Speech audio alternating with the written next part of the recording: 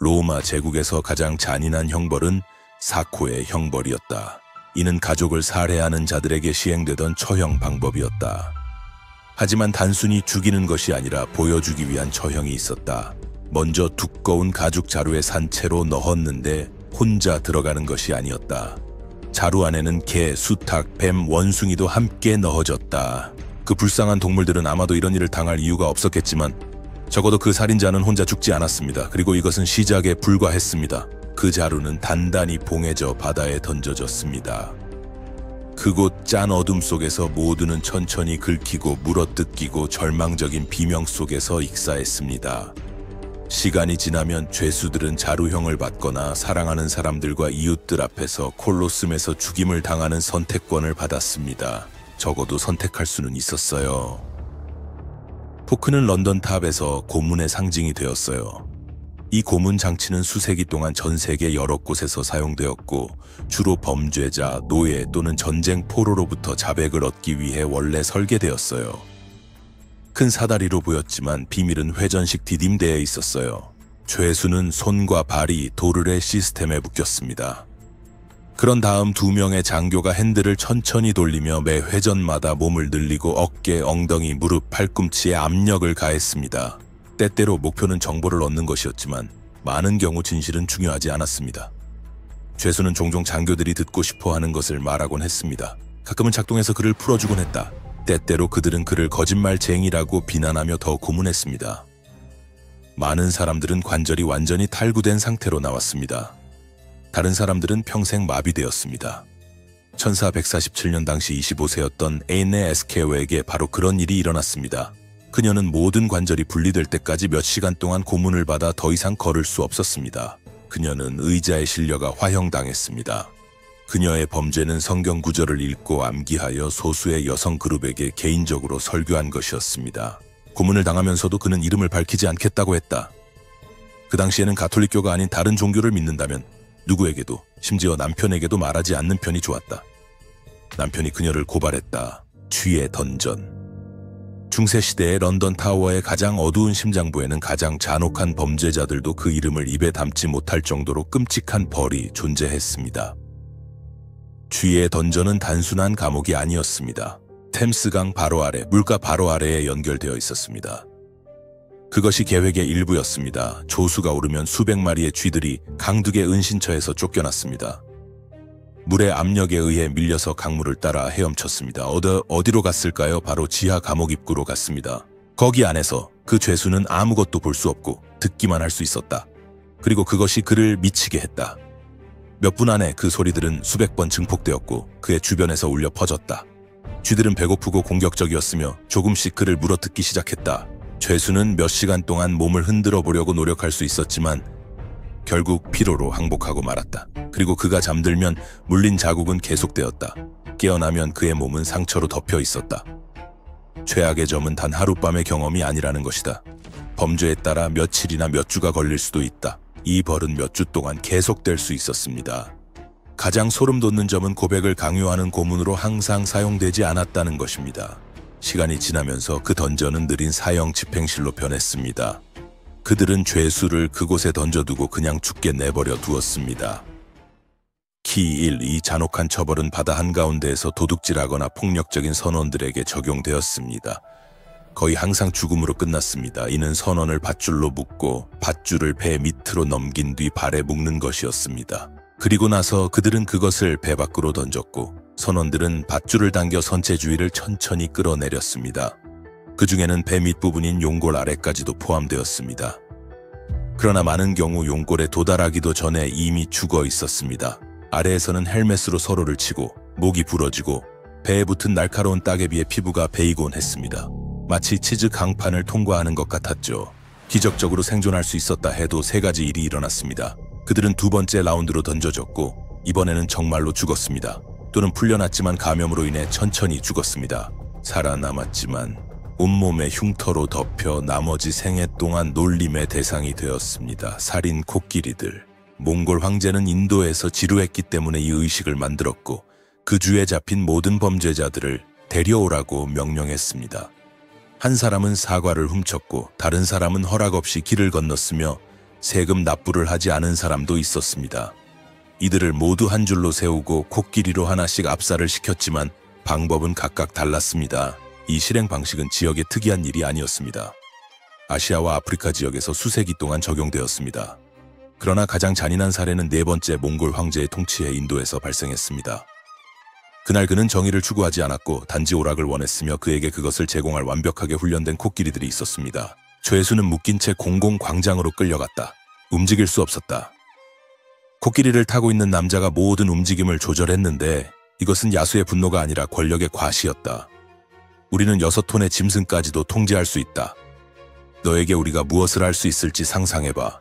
3가지 방법이 있었다. 첫 번째 방법은 아이러니하게도 가장 자비로운 방법이었다. 죄수의 머리를 돌 위에 놓고 단 한 번의 발걸음으로 두개골을 부수었다. 두 번째 방법은 더 잔혹한 광경이었다. 코끼리가 몸 위를 걸어갔다. 가끔 다리를 하나씩 부러뜨리곤 했어요. 그러면 다시 돌아서서 반복해서 몸이 완전히 부서질 때까지 계속했죠. 하지만 세 번째는 사디즘의 걸작이었어요. 먼저 팔을 부러뜨리고 그 다음 다리를 부러뜨렸어요. 그리고 나서 송곳니로 복부를 관통하고 더 이상 알아볼 수 없게 되었을 때 마지막 타격이 날아왔습니다. 이 마지막 방법은 황제가 가장 좋아하는 방법이었다. 관중들이 자녀의 눈을 가리는 동안 그는 미소를 지었다. 그리고 가장 나쁜 것은 이것이 수천 년 전에 일어난 일이 아니라는 것이다. 19세기였다. 당신의 증조모가 그것을 목격했을 수도 있다. 말뚝박기는 아마도 목록에서 가장 역겹고 잔인한 처벌 중 하나일 것입니다. 역사적으로 여러 나라에서 사용되었지만 가장 최근의 경우는 17세기 이집트에서 주로 산적, 무덤 약탈자 또는 반란자에게 사용되었습니다. 모든 것은 죄수가 엎드려 팔이 뒤로 묶인 채 시작되었습니다. 그 후 그들은 날카로운 칼로 항문에 절개를 가하여 구멍을 넓혔습니다. 그리고 즉시 상처가 피를 흘리지 않도록 특별한 혼합물로 덮었습니다. 가장 무서운 것은 날카롭게 다듬고 기름칠을 해서 더 쉽게 미끄러지도록 한 인간 팔 굵기의 긴 막대를 삽입할 때부터 시작되었습니다. 말뚝을 망치로 치기 시작하여 점점 안으로 밀어 넣었습니다. 말뚝이 어깨나 머리, 심지어 입에서 나올 때는 돌아갈 수 없었습니다. 죄수는 사실상 살아있는 시체였습니다. 그래서 그것을 모든 사람들이 법을 어겼을 때 일어나는 일을 볼 수 있도록 할로윈 장식처럼 교통량이 많은 도로에 심었어요. 하루 종일 거기에 두고 악취가 나기 전에 새벽에 제거했어요. 하지만 더 나쁜 버전도 있었어요. 때로는 처형 방법으로 사용된 말뚝에 찔리는 것이 즉시 치명적이지 않았습니다. 죄수가 더 이상 미끄러지지 않도록 하는 바닥이 있는 말뚝을 사용하여 앉을 수 있게 했습니다. 이것은 그를 몇 시간 동안 살아있게 했습니다. 그는 고통 속에서 서서히 죽어가면서 사람들에게 도움을 요청하며 공공장소에 놓였습니다. 쥐를 이용한 처벌. 이것은 인류 역사상 가장 끔찍한 처벌 중 하나입니다. 아마 예상하셨겠지만 쥐가 관련되어 있습니다. 사실 이 처벌의 2가지 다른 버전에 대해 말씀드리겠습니다. 둘 다 상당히 유사하기 때문입니다. 80년 전쟁 동안 네덜란드 지도자 디데리크 소노이는 전쟁 포로의 몸 위에 뒤집힌 그릇 안에 쥐를 넣는 고문 방법을 사용했습니다. 처음에는 단지 배 위에 놓인 항아리만 보입니다. 그러고 나서 누군가가 뒤에서 숯을 가져옵니다. 도자기가 뜨거워지면 안에 있는 동물이 공포에 질립니다. 물고 싶어 하는 게 아니라 도망가고 싶어 하지만 가장 차가운 출구는 당신의 살입니다. 그 결과는 내장의 고통의 터널이었습니다. 목표는 정보를 얻거나 의지를 꺾는 것이었습니다.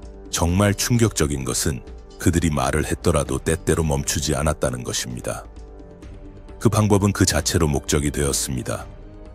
수세기 후 아우구스토 피노체트의 독재에 대한 증언은 또 다른 절차, 소위 직장경 검사에 대해 설명했습니다.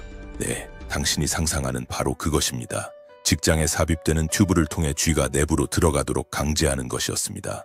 신문자들은 동물이 다가오는 동안 답변을 요구했다.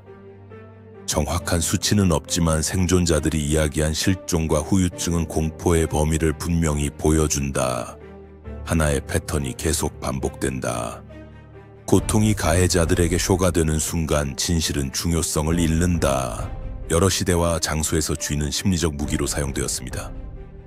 쥐는 단순히 공격할 뿐만 아니라 만약 죄수가 굴복하지 않으면 더 높은 단계로 올라가 더 뜨거운 열, 더 긴 시간 또는 더 깊은 관을 사용했습니다. 쓰여지지 않은 잔혹함의 매뉴얼에서 쥐는 정신이 온전한 사람이라면 누구도 확인하고 싶지 않은 자리를 차지합니다. 중국식 물 고문. 아마도 당신은 왜 이 방법이 극심한 신체적 고통을 야기하는 도구들 옆에 등장하는지 궁금할 것입니다. 하지만 서서히 미쳐가는 것은 신체의 일부를 잃는 것보다 훨씬 더 나쁠 수도 있습니다. 고문은 물방울을 피해자의 머리 한 지점에 천천히 떨어뜨리는 것입니다. 시간이 지나면 이 과정은 매우 참기 힘들어져서 결국 사람의 정신을 잃게 만듭니다. 프로그램 미스비스터스에서 실제로 효과가 있는지 테스트했습니다. 실험에 참여한 사람은 2시간도 채 안 되어 중지를 요청했습니다. 그는 폐소공포증, 어깨 경련을 호소하며 정신적으로 무너지고 있다고 말했습니다. 며칠 동안 이걸 겪는다고 상상해보세요. 보세요, 뇌는 패턴을 좋아합니다. 물방울이 항상 같은 장소에 같은 시간에 떨어지면 당신의 마음은 다음 물방울을 기대하고 쉴 수 없습니다. 그 지속적인 기대는 만성적인 불안을 유발합니다. 비가 한 방울 내리는 것보다 방울 사이의 기다림이 더 아프다. 마치 매 초가 꺼지지 않는 작은 알람인 것 같다. 이것은 감각 격리와 결합되어 이성을 소진시키는 긴장을 만들어낸다. 일부 회의론자들은 그것이 그렇게 효과적일 것이라고 의심하지만 정말로 알 수 있는 방법은 하나뿐이다. 라 에스코피나시온. 뜨거운 태양 아래 눈을 뜨고 카누 안에 갇혀있는 자신을 상상해보세요. 이 처벌은 고대 페르시아 제국에서 주로 살인자에게 사용되었습니다. 먼저 죄수를 카누나 보트에 눕혀 팔과 다리를 묶었습니다. 그런 다음 그의 위가 더 이상 견딜 수 없을 때까지 강제로 대량의 꿀과 우유를 먹였습니다. 이것은 매우 구체적인 목적을 가지고 있었지만 또한 그들은 몸 전체에 우유와 꿀을 바른다는 것입니다. 한 번은 그를 통째로 밀가루 반죽으로 감싸고 타오르는 태양 아래 호수에 던졌습니다. 그러나 진정한 적은 태양이 아니었습니다. 문제는 강제로 먹인 우유와 꿀의 혼합물이 설사와 함께 곤충, 설치류, 말벌, 파리 및 기생충을 끌어들였다는 것입니다. 죄수는 자신의 구토물, 배설물, 벌레에게 물리면서 안팎으로 산채로 먹히고 있었다. 가장 끔찍한 것은 이 의식이 빠르지 않았다는 것입니다. 매일 같은 고문을 반복하며 더 많은 우유와 꿀을 주어 가능한 한 당신의 고통을 연장했습니다. 작가 존 사레스를 이 처벌을 기록된 것 중 가장 끔찍한 것 중 하나로 묘사했습니다. 이는 극단적일 뿐만 아니라 끝이 없었기 때문입니다. 그는 17일 동안 그런 환경에서 생존하다 사망한 한 남자에 대해 이야기했습니다. 그가 사망했을 때 그의 살은 썩어 미생물과 벌레로 가득 찼고 얼굴은 말벌대로 뒤덮였습니다. 이 형벌은 안팎에서 천천히 산채로 잡아먹히는 선고였습니다. 갇힘. 철창 안에서 마지막 날들을 보내는 것을 상상해 보세요. 손가락조차 움직일 수 없을 정도로 꽉 끼는 곳입니다. 앉을 수도 없고 누울 수도 없습니다. 그저 기다리기만 해야 합니다. 태양이 타올라 당신을 태울 때까지, 새들이 당신의 피부를 쪼아댈 때까지, 사람들이 지나가며 당신에게 침을 뱉을 때까지, 그리고 마침내 당신이 죽으면 당신의 몸은 몇 년 동안 그곳에 걸린 채로 남아있죠. 이 처벌은 가둠 또는 기베팅으로 알려져 있었고 여러 나라에서 사용되었지만 가장 발전된 곳은 영국이었습니다. 영국은 수세기 동안 이를 적용했을 뿐만 아니라 1752년에 살인법령이라는 법으로 이를 합법화하기까지 했습니다. 이 규정에 따르면 모든 살인자는 처형된 후 공개적으로 해부되거나 자신의 몸에 정확히 맞춘 강철 우리에 매달려 전시되어야 했습니다.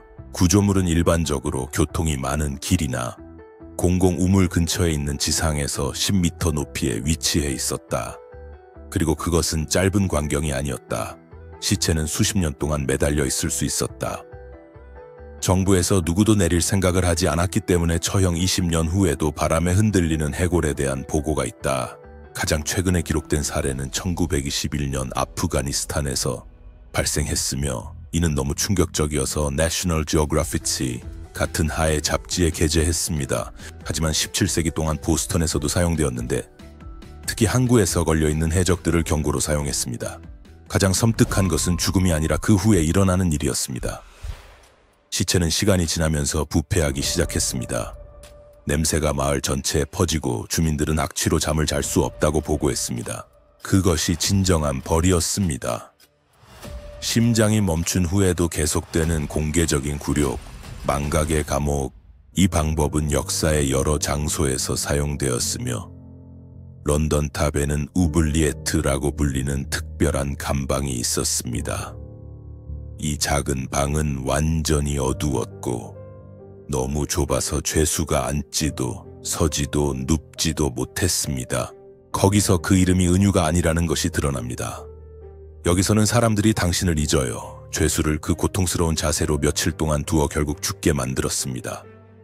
그러나 가장 유명한 망각의 방은 런던 타워에 있는 것이 아니라 전부 돌로 만들어진 지하 감방에 금속문이 있는 워릭성에 있습니다. 거기에서는 죄수들이 재판이나 경고 없이 던져져서 단순히 굶거나 탈수로 서서히 죽어가게 되었습니다.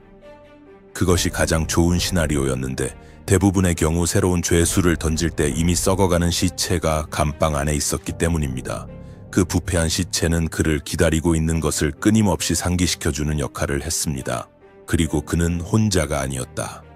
지하 던전처럼 이곳들은 많은 인간의 살맛을 이미 본쥐들로 가득 차 있었다. 그러나 그것만이 아니다.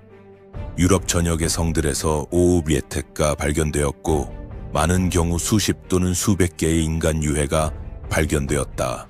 예를 들어 아일랜드의 리프성에서 1900년에 복원 작업 중에 한 노동자가 예배당 벽 뒤에 숨겨진 작은 틈을 발견했습니다. 그 틈새는 약 2.5m의 낙하가 있었고 이는 지하 감옥으로 이어졌습니다. 작업자가 아래로 내려갔을 때 너무 많은 인간 해골을 발견해서 모든 유해를 꺼내는데 여러 대의 수레가 필요했습니다. 그리고 이 이야기에 더 이상 나올 것이 없다고 생각할 때 상황은 계속 악화됩니다. 몇 년 동안 빵 부스러기와 물 한 모금으로 생존하며 살아남은 죄수들의 이야기가 전해집니다. 그것은 그의 죽음을 느리고 고통스럽게 만드는 장기적인 고문이었다. 이러한 감방 중 일부는 죄수가 바깥 사람들의 일상생활을 들을 수 있도록 지면에 지어졌다. 웃음소리, 대화, 발소리, 그리고 다시는 경험할 수 없는 소리들.